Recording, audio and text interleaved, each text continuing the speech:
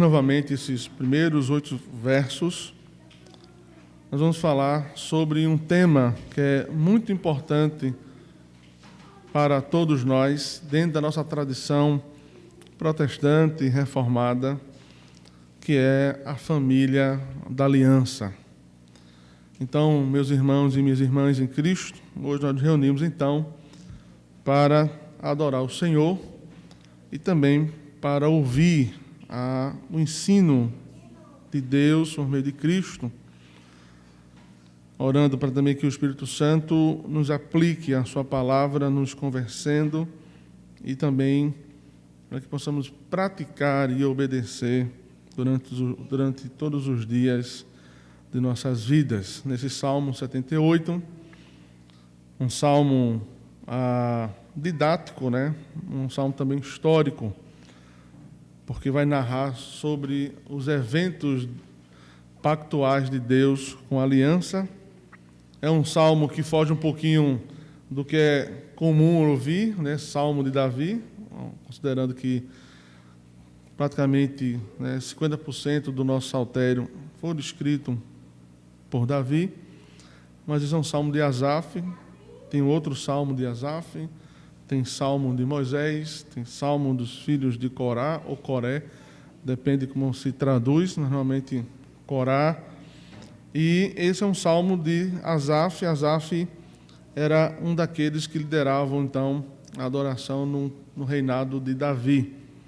E ele, então, escreve esse salmo mostrando historicamente a providência de Deus, o cuidado de Deus e os atos pactuais de Deus para com o seu povo, lembrando o seu povo.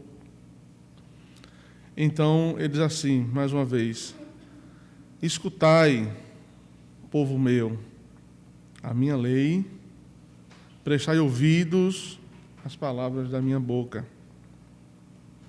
Abrirei os lábios em parábolas e publicarei enigmas dos tempos antigos.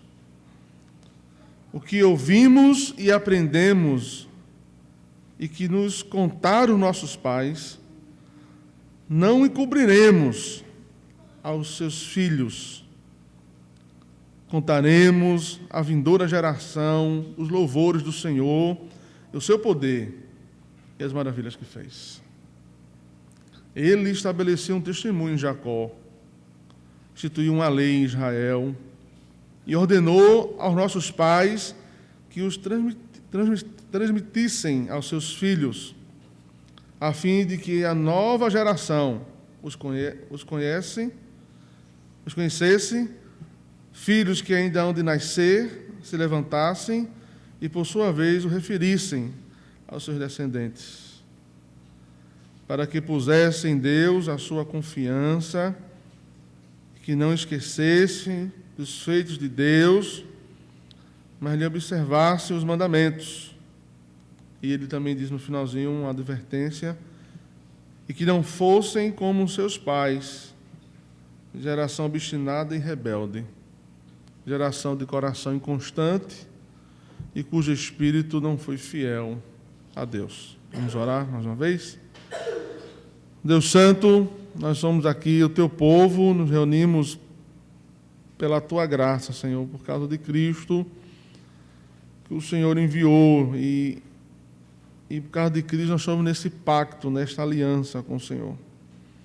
Pacto que nos promete em Cristo vida, salvação, e teu Espírito Santo, que operou fé no nosso coração, para crer em Cristo como Redentor, Filho de Deus, e toda a graça salvadora também aplicou em nossos corações. Em Cristo nós somos regenerados, fomos adotados como filhos de Deus. Em Cristo nossos pecados foram perdoados, porque o Senhor imputou em nós a justiça de Cristo em nossas vidas. Mas também em Cristo nós estamos sendo santificados. Isso tudo faz parte do modo que o Senhor decidiu se relacionar com o seu povo nessa história da redenção. Abençoa, Senhor, mais uma vez a Tua palavra, o ensino, a exposição da Tua palavra. Mas abençoa o nosso coração nesta manhã, que possamos ouvir bem, atentos, também ser instruído, orientado, reorientado, e que possamos aprender nesta manhã um pouco mais quem é o Senhor e de toda a Tua obra que o Senhor já fez e que ainda faz sobre o Seu povo. Ajuda-nos, ó Pai, em nome de Cristo Jesus. Amém. Irmãos, como nós já falamos, um salmo de Asaf, que então um salmo que fala da importância de transmitir a fé para os nossos descendentes, para as próximas gerações, inclusive as gerações de nossos filhos. E esse salmo, ele traz essa narrativa histórica para que sejamos assegurados, que seja assegurado de que a aliança que Deus fez com o seu povo desde lá do início, eu vou falar isso depois, no meio desse salmo, mas a aliança que Deus fez seja honrada e seja perpetuada na família.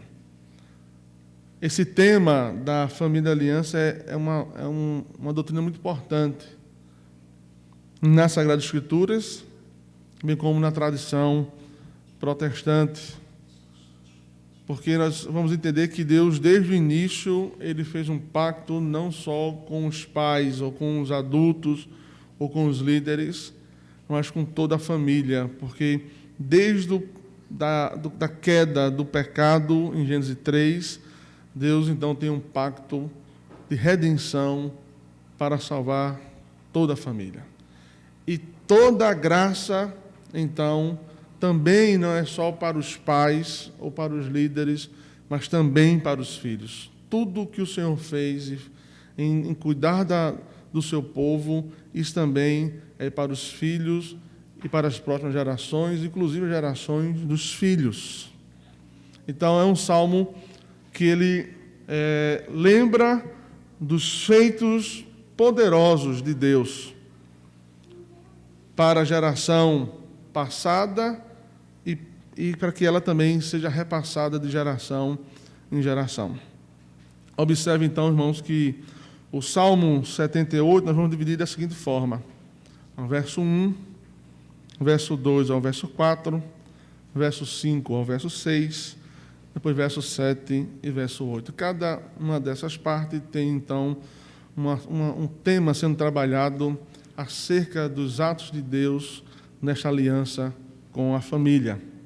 Observe, então, que o Salmo 78, ele inicia, então, nesse seu primeiro verso, fazendo uma convocação e também dizendo para nós a importância de não esquecer as maravilhas que Deus realizou.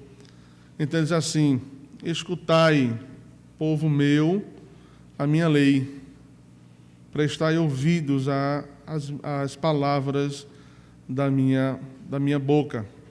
Observe aqui, irmãos, de que essa primeira exortação de escutai, povo meu, ela não é apenas uma convocação para ouvir, como nós ouvimos pregações, né? E apenas como se estivesse assistindo, ou ouvimos um discurso, ou ouvimos uma palestra, ou participamos de algum ato que envolva ali, talvez, um grupo de estudo. A convocação aqui, ela requer de nós um pouco mais.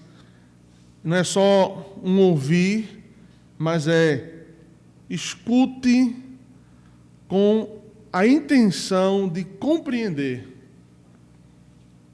para obedecer. Então, a convocação não só narre a história da salvação, não só escute e relembre os atos redentivos de Deus desde então, do primeiro pacto até o pacto da graça em Cristo Jesus. Não é só relembrar historicamente os atos poderosos de Deus. Isso é importante, mas escute com a intenção de compreender. E Asaf está chamando a atenção de Israel para que eles não se esqueçam dos atos poderosos do Senhor e dos atos de bondade e da aliança que Ele fez e de tudo que o Senhor já estabeleceu e já fez sobre o seu povo. Escute com a intenção de compreender e obedecer.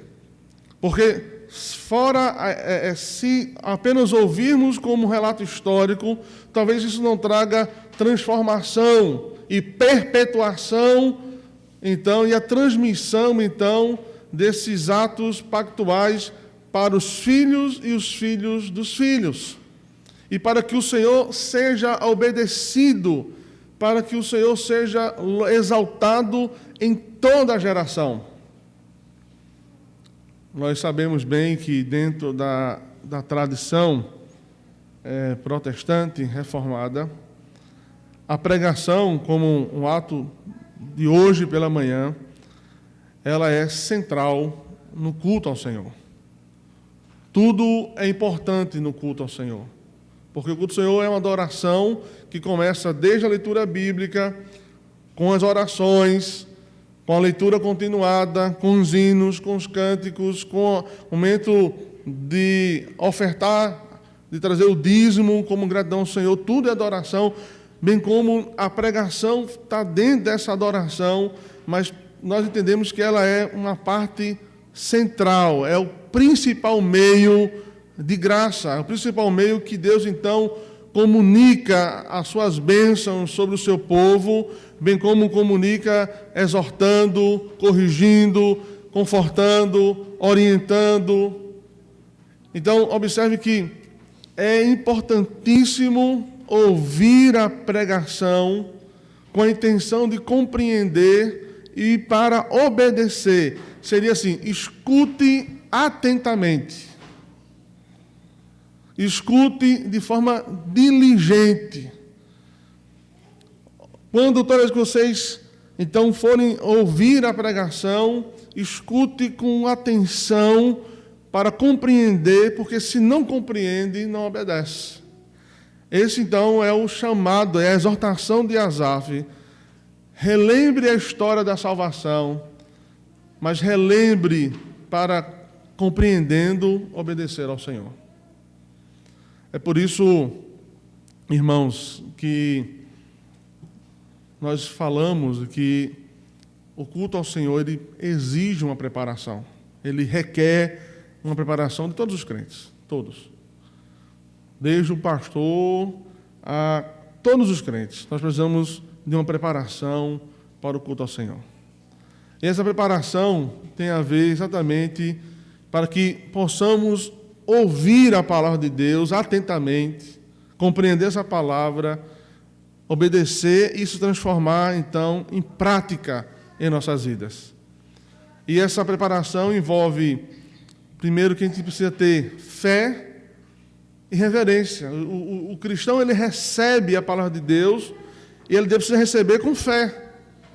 Ora, a forma de intenção de compreender, exatamente isso pressupõe fé. Eu preciso crer na palavra de Deus, ter fé na palavra de Deus, para que então ela possa se transformar em vida sobre todos nós.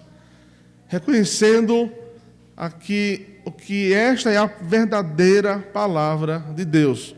Por isso precisamos de reverência, precisamos de fé, receber essa palavra com temor e com fé.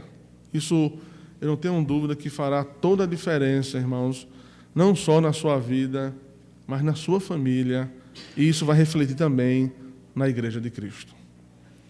Um outro ponto da preparação é a oração. Antes de ouvir a pregação, nós devemos nos preparar em oração, preparar o nosso coração porque através da oração pedimos a Deus que nos ajude a entender a sua palavra e aplicar aquilo que foi ensinado. Então, a exortação de Asaf para o povo de Israel foi uma exortação muito completa e extremamente importante, de que não é só ouvir a história, mas estar pronto, um coração pronto, preparado, suplicando a Deus para entender a sua lei e aplicar a sua lei nos nossos corações. E por isso que nós devemos, então, receber a palavra com fé e com reverência. Também faz parte da preparação do culto, irmãos, a atenção, a diligência, o cuidado, então, de nos prepararmos para que, estando no culto ao Senhor, a nossa mente não vagueie. E isso nós sabemos que acontece com todo mundo. Não é assim? Ainda mais num mundo agitado, de muitas informações e de muitas coisas para fazer e para realizar, e por um mundo que é muito rápido nas suas execuções. Isso tem a ver também com toda a tecnologia, que temos acesso constante, diariamente.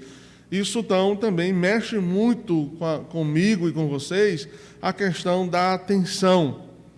Então, nós precisamos então ter essa atenção diligente para que as coisas não nos roubem esse momento precioso de ouvir a palavra de Deus. Para que as coisas que ficaram em casa ou que estão para acontecer amanhã, isso não nos tire a atenção e o desejo de ouvir bem a palavra de Deus, para compreender bem, orando ao Senhor, para que o Espírito Santo nos aplique, nos ensine a palavra. Mas também a preparação para o culto, ela envolve meditação e reflexão. Depois que nós saímos do culto, depois que cantamos louvores ao Senhor e que também meditamos nas palavras que cantamos, dos hinos nesta manhã, da leitura do Salmo 38, da leitura de Isaías 59, se faz necessário que esta preparação ela continue pós-culto, para que possamos então fazer um esforço de, meditando, possamos então praticar durante a semana, continuar trazendo à memória aquilo que foi ouvido, relendo o texto bíblico. Isso requer para que haja transformação, para que o nosso coração seja cheio da palavra de Deus, para que possamos ouvir a voz do Senhor, para que possamos ser orientados, guiados pelo nosso Deus. Nós falamos um pouquinho disso semana passada, na quinta-feira, da importância de toda a nossa decisão, fazendo o estudo de Eclesiastes, no nosso discipulado, que toda a nossa decisão, toda a nossa tomada de escolha, nós devemos fazer em oração, pedindo a Deus sabedoria, para que Ele oriente as nossas vidas, que Ele guie as nossas palavras, que Ele guie as nossas ações, que Ele guie os nossos projetos. Então, é necessário que, para essa palavra, então, que somos chamados nesta manhã, por Asaf, de relembrar os atos históricos redentivos dentro do pacto, é preciso, então, orar ao Senhor, para que o Espírito Santo, então, prepare o nosso coração, para que possamos, então, viver essa palavra, mas também é necessário um esforço nosso de meditar nela durante a semana toda. E é assim, meus irmãos, que o apóstolo Paulo, escrevendo aos Romanos, capítulo 10, versículo 17, ele vai enfatizar de que não tem como ter uma fé salvífica sem um meio ordinário da pregação através de Cristo. A minha fé só será aumentada, a minha comunhão com Deus só será aumentada, eu só terei prazer no Senhor, prazer na casa do Senhor, quando então eu me exponho à pregação, porque é a pregação então que vai então produzir fé no meio do seu coração. Não é assim que a Bíblia diz? Ou seja, por onde vem a fé? É por ouvir a pregação. Então, por isso que ouvir a pregação não é um exercício tão simples, ele é necessário um esforço nosso de preparação, de diligência, de orar ao Senhor que aplique a sua palavra em todos os corredores da nossa vida, na nossa mente, no nosso coração, na nossa fala, em todo o nosso projeto. Não pense que a pregação é só para o domingo no culto, mas a pregação é para toda a vida. Inclusive o seu projeto, o que você pretende estudar, o que você, a sua carreira, então, profissional, da sua escolha com quem casar, para os seus filhos, tudo, a palavra de Deus é totalmente suficiente e é necessária para orientar toda a nossa vida. E para que também possamos representar Cristo, irmãos. Lembre-se de uma coisa tão importante. O cristão, ele precisa refletir Cristo e representar Cristo. Vocês estão lembrados disso? Quando eu digo assim, eu sou um cristão, eu sou filho de Deus, isso pressupõe que eu preciso refletir a glória de Deus, refletir a Cristo, meu Salvador, e representá-lo aonde eu estou. Representá-lo em casa, representá-lo na rua, representá-lo no meu trabalho, representá-lo nos meus estudos, seja ainda no início da educação, seja na educação superior. Nós somos representantes do nome de Cristo. Ora, mas como a gente consegue representar Cristo? Observando a sua lei, orando para que a palavra do Senhor entre no nosso coração e possa, então, mexer com as nossas vidas, mudar a nossa vida, transformar a nossa vida, para que possamos viver para a glória de Deus. Veja, na tradição reformada nós falamos muito isso. Olha, a vida do cristão é para a glória de Deus, mas essa glória de Deus ela precisa ser refletida em nós, como seus representantes. Nós representamos a Deus. Por isso que o salmista diz assim, ouvi atentamente, prestai ouvidos às minhas palavras.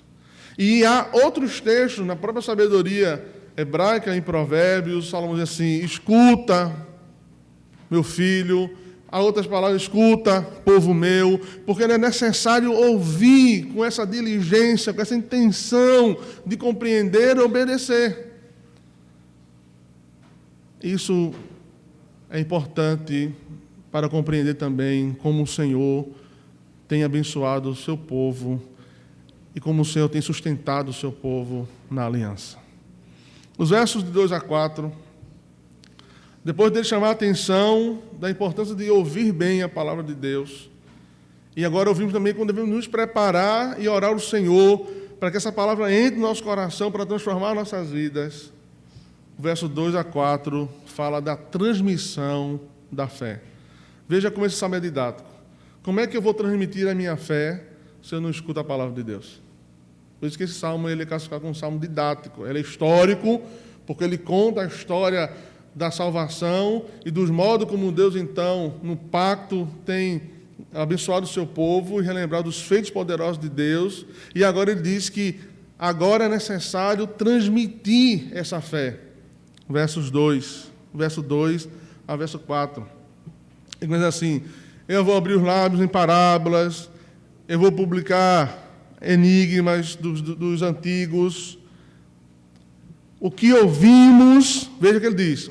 Veja, lembre-se que a tradição era toda oral, né? O que ouvimos e aprendemos, tanto pelos pais quanto aos anciãos.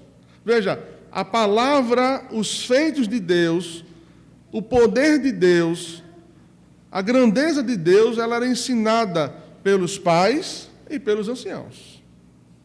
Diz assim, para o que ouvimos e aprendemos, e nos contaram nossos pais, nós não encobriremos aos seus filhos, contaremos à vindoura geração os louvores de Deus, o seu poder e as maravilhas que Ele fez.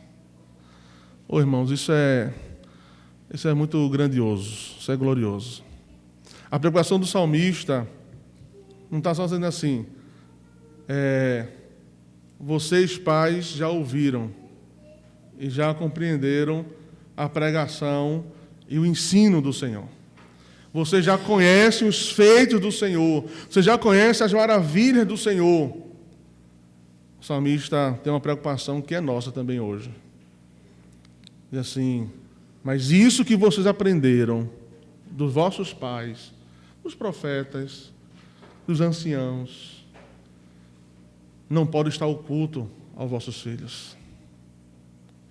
Para que essa geração também guarde a aliança com o Senhor e também glorifique o nome do Senhor e guarde os mandamentos do Senhor e saiba o que o Senhor fez, e saiba quem é Deus, e saiba quem é o poder de Deus, e saiba os feitos de Deus, e honre a Deus na sua geração. O que podemos ver hoje, numa geração do século XX, pós-moderna, talvez seja uma geração de pais, de avós, temente a Deus, não é assim? Que foram grandemente úteis por Deus para a pregação do Evangelho, para abertura de igrejas, na evangelização, e a gente consegue ver as gerações seguintes totalmente apáticas, vivendo apenas do passado. Meu avô, ele plantou tantas igrejas, não é assim? A minha avó acompanhava, a minha avó dirigia uma grande escola dominical. Para que não haja essa apatia, lembre que o verso 8 diz isso: para que vocês não tenham a apatia dos vossos pais, para que vocês não se esqueçam de Deus. Essa é a exortação final. Ele diz assim: é importante transmitir os mistérios e os feitos de Deus às futuras gerações, para que não só, diz o texto, não só os filhos, mas os filhos que virão dos filhos. Ou seja, dentro da família da aliança, irmãos, há uma unidade. Desde então, o primeiro homem, até agora, há uma unidade. Então, nós somos uma família só em Deus, por causa de Cristo. Então, desde então, os feitos iniciais, todo o poder de Deus, todo o cuidado do Senhor, o livramento do Senhor, tudo aquilo que o Senhor fez sobre Israel, sobre o seu povo, precisa ser lembrado hoje e ser reproduzido, para que hoje, olhando então para trás, também possamos encher nosso coração de alegria, de gratidão e de louvor a Deus, porque aquilo que Deus fez no passado está presente hoje nas nossas vidas. Deus nos salvou em Cristo Jesus. Deus nos libertou dos nossos pecados por meio de Cristo Jesus. Deus tem abençoado a nossa vida hoje por causa de Cristo. Não é assim? Então ele diz assim: não vamos encobrir, não vamos deixar os nossos filhos cegos, surdos, mas devemos contar aquilo que ouvimos e aprendemos. Devemos mostrar à geração vindoura o poder e a maravilha que Deus fez. Eu quero aqui, então, chamar a atenção dos pais que já têm filhos, dos pais que não têm filhos e dos solteiros, de que a responsabilidade de ensinar aos filhos é um mandamento que está presente e permeia todas as Escrituras. Desde o versículo mais conhecido de Provérbios, de ensinar a criança no caminho que deve andar, desde outros textos como o de Timóteo, quando Paulo diz: Timóteo, você precisa permanecer firme diante de uma geração pervertida, diante de homens maus que estão devorando, esta é a linguagem paulina, que estão pervertendo a ordem, pervertendo a ética e a moral. A gente não pensa que nós somos uma geração privilegiada de perversão, porque a perversão está lá atrás. Ele diz assim: você precisa lembrar o que você aprendeu da sua avó e da sua mãe, da sua avó Lloyd e da sua mãe Eunice, as sagradas letras que elas ensinaram a você sobre quem é Deus e sobre os seus feitos. Veja a importância, irmão, de transmitir a fé. Essa responsabilidade, ela é da igreja também. Ela é da pregação fiel, ela é da pregação fiel. Mas dentro do pacto, dentro da aliança, a responsabilidade maior de, então, transmitir a fé, transmitir os feitos de Deus, transmitir o poder de Deus, transmitir o que o Senhor fez, é na família. É na família. Em casa. É os pais ensinando os filhos. É os pais dando bom exemplo aos filhos. E no domingo, esta fé, ela é, então, ratificada. Ela é confirmada na pregação, ela é confirmada, então, no culto ao Senhor. Veja, então, o que diz, irmãos, o que diz Deuteronômio 6. Você já conhece bem, vou só parafrasear aqui, de 6 a 7. 6, de 6 a 7. Deuteronômio, lá no início da Bíblia. A instrução lá é a seguinte, que nós devemos, Deus está instruindo o seu povo, o povo da aliança, está instruindo o seu povo a inculcar os seus mandamentos na cabeça e no coração dos filhos. Falando deles quando estiverem em casa, andando pelo caminho, deitando e levantando. É dever primário, é dever principal, e diria que é um dever, é um privilégio gracioso, que a família seja o principal núcleo de ensino, de transmissão da fé. Irmãos, observe bem o que eu vou dizer para vocês.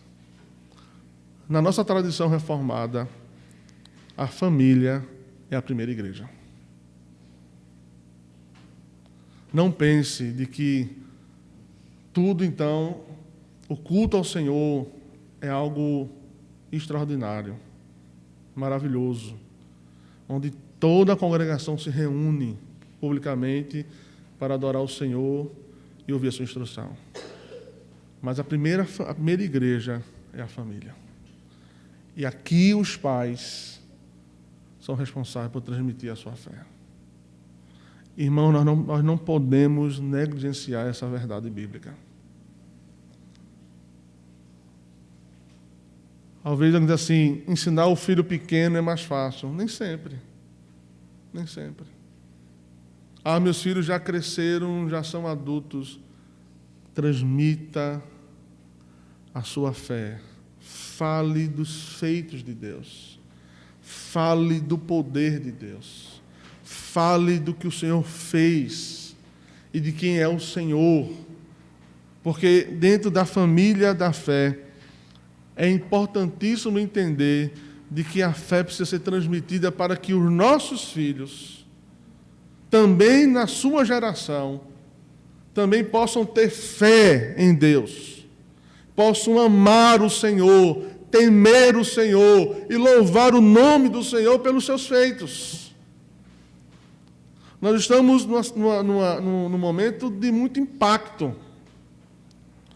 Que, irmão, preste atenção, se existia um espaço, isso aqui é muito sério, eu vou falar para vocês. Se existia um vácuo dessa transmissão da fé em nosso lar, eles serão doutrinados por outros. Não se engane disso. Não pense que se você não doutrinar em casa, não mostrar quem é Deus, os seus feitos, o seu poder, a sua glória, o que Ele fez, se você achar que é suficiente o culto, é suficiente a escola dominical, os nossos filhos serão doutrinados e eles se afastarão do caminho do Senhor. Há um grande risco deles se afastarem e de não mais terem prazer no Senhor. Sabe por quê, irmãos? Porque eles não sabem quem é Deus. Eles não sabem quem é Deus. Eles não sabem o que Deus fez na história da salvação. Eles não sabem os feitos poderosos de Deus. Então, há uma grande responsabilidade dos pais, assim como os anciãos em Israel, de repassar para frente, adiante, o conhecimento do Senhor às gerações. Irmãos, vejam uma coisa importante. Falando agora da nossa tradição reformada presbiteriana. Como isso está presente, inclusive, no entendimento dos nossos documentos. É de responsabilidade dos pais, quando traz o filho para o batismo, os votos batimais. É requerido dos pais que assumam diante de Deus e da igreja a responsabilidade sobre os seus filhos. E eu quero lembrar para vocês quais são esses votos. Orar com os filhos, orar pelos filhos, ensinar as Escrituras aos filhos, ensinar a criança a ler, para que, aprendendo a ler, possa ler sozinha a palavra de Deus. Ou seja, é dever dos pais alfabetizar os filhos, para que sozinhos já possam pegar a lei do Senhor e ler por si só, por si mesmo. Levar os filhos aos cultos ao Senhor regularmente e ser bom exemplo de piedade cristã. Por isso, irmãos, de que a figura, a imagem da família ser a primeira igreja, ela é muito importante, essa compreensão para todos nós. Ore ao Senhor para que isso aconteça na sua casa, na minha casa, aconteça nos nossos lares, e que possamos sim transmitir a fé, a nossa fé, transmitir naquilo que nós cremos, transmitir, então, tudo que Deus fez, para que, então, não só a geração dos nossos filhos, mas a geração dos filhos dos nossos filhos possam adorar o Senhor e amar o Senhor. Versículo de 5 a 6. Então ele diz, agora ele fala da aliança que ele fez com o seu povo, da aliança. Então ele diz, ele estabeleceu um testemunho em Jacó, instituiu a lei em Israel e ordenou aos nossos pais que os transmitissem a seus filhos. Ele está o tempo todo dizendo, transmita a seus filhos. A fim, veja, com o propósito de que a nova geração os conhecesse. Filhos que ainda hão de nascer. Hão de nascer. Então ele diz, se levantassem e, por sua vez, os referissem aos seus mandamentos. O que o salmista está dizendo, irmãos, é que não só a transmissão ela é necessária aos filhos que já nasceram, mas que os filhos que ainda hão de nascer já possam nascer nessa compreensão do pacto de que os pais, então, temem a Deus, amam a Deus, e que desde o seu nascimento, ou mesmo ainda na barriga, ele já possa ouvir pelo menos a voz do pai e da mãe, orando por ele e lendo por ele, lendo para ele. A gente teve essa experiência lá em casa, com João Pedro, com Marcinho, com Tiago. E a gente sabe que ele escuta a voz do pai e da mãe. Várias vezes, várias noites, botava a mão na barriga de Leandro e lia todo o texto de João, o Evangelho de João para João Pedro, as cartas de Pedro, com a mão na barriga e lendo.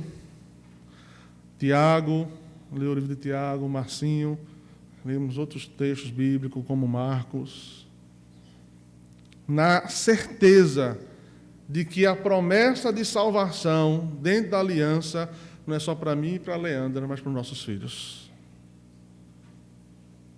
E para que eles já começassem, então, a entender a quem é Deus, Isso é extremamente importante, irmãos. Extremamente importante.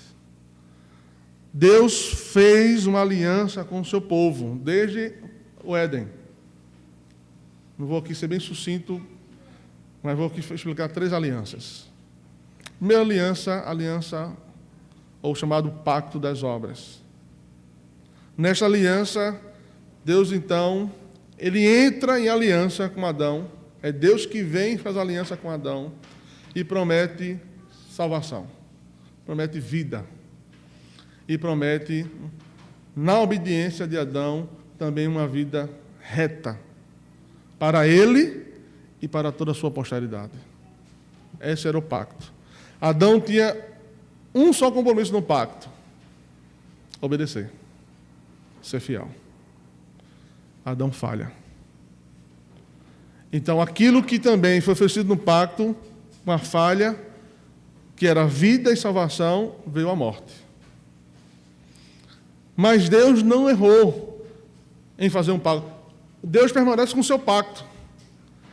E ele faz um pacto com Moisés.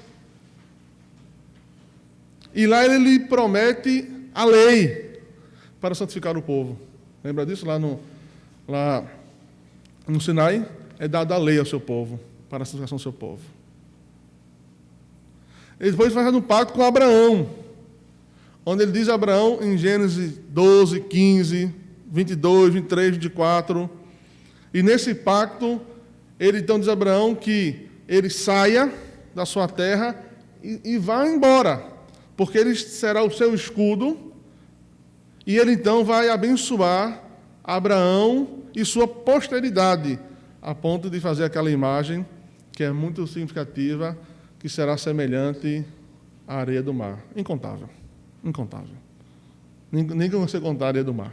É incontável. E isso se cumpre, observe, como a promessa foi só para Abraão e Sara. Primeiro que Sara não podia ter filhos. Mas veja, a promessa foi: você será pai de muitas nações. Como pai de muitas nações se não tem filho? Um filho gerado dele com a sua esposa. A promessa se cumpre em Abraão. Abraão é poderoso entre os povos. Lembra disso? Ele é poderoso. Ele é poderoso. Ele tem terras, tem gados, tem prata, tem ouro. É reconhecido como homem de Deus entre as nações. Não é assim? Mas a promessa de ser pai de muitos foi cumprido em Isaque. Na sua velhice de 100 anos, tem um filho, Isaque. Deus testa a sua fé, pede Isaque, ele entrega Isaque. Deus disse: para com isso, aqui o cordeiro, agora vai. Agora veja a importância da família da aliança. Ele chama o seu servo mais antigo, ele diz assim: Sara morre, fica Abraão, ele diz assim: eu preciso de uma esposa para o meu filho. Veja o que é a responsabilidade do pacto, irmãos. Mas você não pode pegar ninguém fora do pacto. Ninguém que esteja fora da aliança. Isaac precisa de uma mulher da minha descendência. E o servo diz assim: meu senhor, isso é muito pesado para mim. Ele disse: vá. Se você não conseguir, você está livre da sua obrigação. Lembra disso? Você está livre da sua obrigação. O servo ora ao Senhor para que o Senhor abençoe o seu senhor. E ele faz assim: Senhor, eu vou chegar em tal lugar, num poço, e a primeira mulher que me der água e disser: eu vou dar água a você e os camelos, eu vou entender que essa é a promessa do Senhor para abençoar o meu Senhor que te teme. Ele para perto de um poço de água, espera a hora, vem aquelas meninas, aí ele pede água, ela então pega o cântaro, pega a água, diz assim: vou trazer água para você e vou dar de beber a todos os camelos. Dali ele lembra da promessa, da oração, ele já fica ali atento, espera, ele vai novamente lá falar com a menina, com Rebeca, Depois vem seu irmão Labão, ele vai na casa, ele conta os feitos do Senhor, ele conta quem é o seu Senhor, quem é Abraão, ele conta a oração que fez. Rebeca não duvidou da promessa e disse: eu vou com você. Labão ainda queria que ela passasse 10 dias em casa. Ele disse: pergunte a ela. Ele disse: não, eu vou com você, porque você é um homem de Deus. E ela foi e casou com Isaac. Qual é o compromisso, irmãos, dos pais nessa família da aliança? É zelar pelos filhos, para que não façam escolhas ruins. É orar pelos filhos, para que Deus abençoe, para que ele, então, não só decidam coisas que vão ferir a Deus e a si mesmo, mas também no seu casamento. É preciso orar agora pelos filhos, para que eles façam um bom casamento. E o bom casamento, olhando para Abraão, é um casamento que está dentro da mesma fé, da mesma aliança, está dentro do pacto. Para que então, isso era necessário, para que então a promessa de Deus a Abraão se cumpriu nele, se cumpriu em Isaque, sendo então pai de multidões. Esse é o compromisso da aliança, irmãos. Nesse compromisso da aliança, nós também temos responsabilidade uns para com os outros, de exortar, de consolar, de animar, de corrigir, de abraçar, para que possamos então permanecer glorificando o nome de Deus. É nossa responsabilidade ensinar os mandamentos aos filhos, para que eles possam temer ao Senhor e que os filhos possam ensinar os seus filhos. E porque isso é importante para a continuidade da fé. Há um pregador antigo chamado Thomas Watson, disse que os pais cristãos devem se esforçar, ou se esforçarão, para que seus filhos sejam mais filhos de Deus do que seus próprios filhos. O que o Thomas Watson está dizendo é que nós somos apenas administradores dos nossos filhos, porque os filhos, na verdade, pertencem a Deus. Eles são do Senhor, que confiou a nós a cuidar desses filhos, para serem parecidos com o Pai Celestial. Então, essa é a responsabilidade da aliança dos pais que ouviram a fé, de que viram as maravilhas de Deus, que sabe quem é Deus, transmitir isso para os seus filhos, para que os filhos, sendo a imagem de Deus, possam ser mais parecidos com Deus. As crianças são filhos de Deus, assim como os adultos somos filhos de Deus, assim como nós somos chamados para refletir a Deus e representá-lo, também nossos filhos são chamados a refletir Cristo e representar Cristo. Nos versículos 7 e 8, nessa história da redenção e da providência divina, o salmista então lhe diz: por que tudo isso? Por que Deus entregou a lei ao seu povo? Para que tudo isso? Ele diz aqui,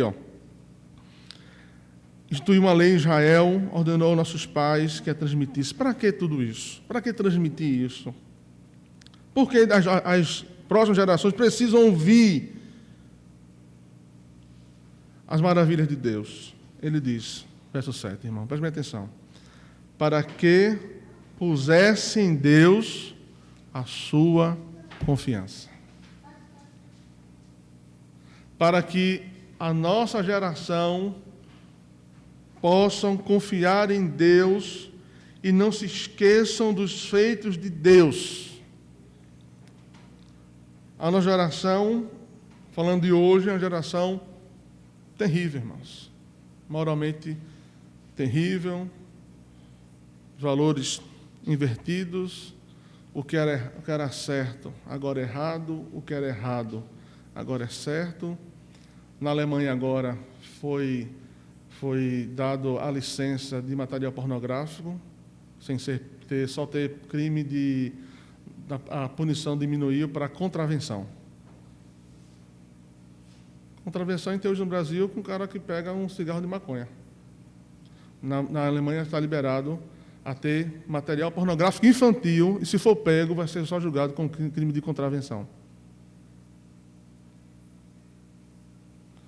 Quem tem que guardar nossos filhos? É o Estado? Não, irmãos.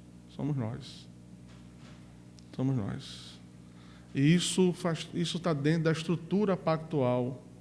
Assim como Deus tem guardado o seu povo, dado condições de guardar, nós precisamos guardar os nossos filhos, transmitindo.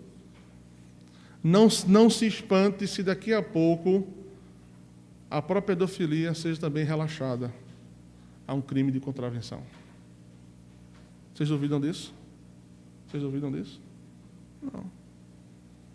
Por isso que diz o salmista, para que pusessem em Deus a sua confiança e não se esqueçam de quem é Deus, dos seus feitos, que nossos filhos observem os mandamentos, amem a lei, amem a palavra, amem o culto, amem ao Senhor, glorifiquem o nome de Deus, mesmo pressionado neste mundo por tantas coisas que nossos filhos vão ver, que eles permaneçam firmes em Deus e que glorifiquem o nome de Deus com suas vidas, com suas escolhas, com seus projetos. E aí ele finaliza dizendo assim no verso 8, irmãos. Por que isso deve acontecer? Para que eles não sejam iguais aos pais rebeldes. Pais rebeldes aqui são pais que não guardaram a aliança, que não guardaram o mandamento, que não transmitiram a fé de forma devida, que não deram atenção ao Senhor. Geração de coração inconstante e cujo espírito não foi fiel. A preocupação do salmista é para que nossos filhos não sejam infiéis e não sofram toda a consequência da sua infidelidade. Para que nossos filhos não sejam apáticos, uma geração pervertida, achando que Deus é apenas uma figura da igreja, ou um pensamento criado dentro de uma cosmovisão religiosa. Para que nossos filhos permaneçam fiéis, puros, santos, diante de uma geração perdida, irmãos, pervertida. Lembre-se que tanto nós também precisamos permanecer puros e fiéis, mas também os nossos filhos. É dever da família, dentro desse pacto, se proteger. Os adultos e os filhos. Isso vai refletir na igreja do Senhor. Porque a igreja é a união de famílias que amam e que temem ao Senhor. Então, irmãos, nesta manhã, aprendemos com o Salmo 78 a transmissão da fé, a responsabilidade que temos, que cabe à família dentro desta aliança de Deus. A família é vista como um núcleo onde a fé deve ser vivida e transmitida. É na família. Somos chamados, irmãos, nós somos chamados para dar exemplos. Nós somos chamados para dar exemplos de piedade e que guarda os mandamentos e que ensina os mandamentos aos filhos. Eu quero então finalizar com algumas aplicações. Irmãos,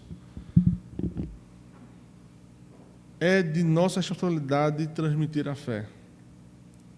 A pergunta que eu faço para mim mesmo e para todos nós estamos cumprindo esse papel de transmissão da fé. Se estamos ensinando nossos filhos a confiar em Deus e a obedecer aos seus mandamentos. Lembrando que a família da aliança, ela vive para a glória de Deus e se compromete em honrar, obedecer a sua palavra e se esforçar para passar para as futuras gerações.